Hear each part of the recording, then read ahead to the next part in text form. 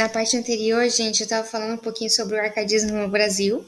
E aí eu falei que com a conquista do comércio de açúcar lá pelos holandeses, quando eles conquistaram a independência, o Brasil perdeu um pouco do mercado de açúcar, o que fez com que ele fosse em busca de novas riquezas.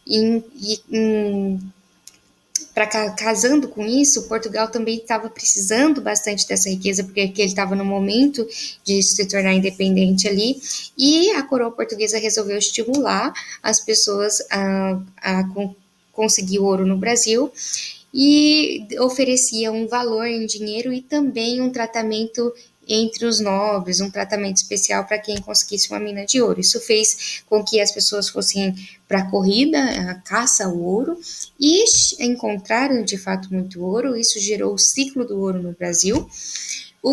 Mas todo o ouro que era encontrado no Brasil tinha de ser, um quinto dele tinha que ir para Portugal, que era a taxa cobrada pela colônia portuguesa, pela coroa portuguesa. No começo isso funcionou muito bem, mas conforme o ouro foi se esgotando, a coroa portuguesa não ficou contente, achou que estava sendo lesada e começou a taxar com outros impostos, a começar a controlar de forma abusiva toda a situação do ouro no Brasil.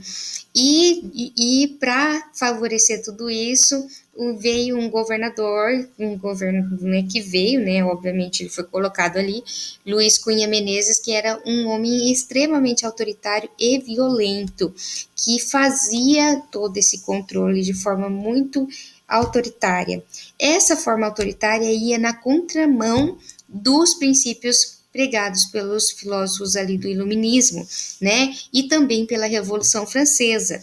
E como os intelectuais da época, eles compactuavam com esses ideais iluministas e tinham contato com esses ideais iluministas porque iam para a Europa com frequência ou não, mas tinham esse contato com a Europa, eles não gostaram nada dessa imposição exagerada e arquitetaram nas escondidas, nas escuras, a Inconfidência Mineira.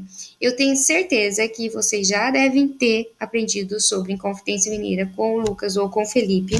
Eu não sei muito bem, mas de forma bastante genérica, o que eu entendi, o que eu entendo que seja Inconfidência Mineira. Inconfidência Mineira foi ali essa tentativa de barrar essas cobranças exageradas da coroa portuguesa. De forma mais específica, o que acontece? Quando o governo português começou a cobrar demais e não chegou um momento que as pessoas, os mineradores, não conseguiam pagar esse imposto, né? A quantidade de impostos que a coroa estava cobrando. Então, a coroa começou a cobrar um valor X por ano. Se tem que dar esse tanto de lucro para a coroa por ano. Se for menos que isso, é porque vocês estão roubando. Tem que te dar. Só que daí não dava, eles não conseguiam pagar. Então, eles criaram uma lei, a coroa criou uma lei dizendo que se não desse aquela quantidade, ia acontecer a derrama. O que era a derrama?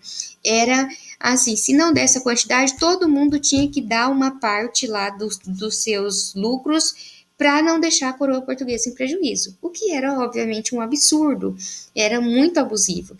Então, essa Inconfidência Mineira seria um plano arquitetado para poder barrar essa derrama. Então, no dia que fosse acontecer a derrama, esses intelectuais planejaram uma intervenção.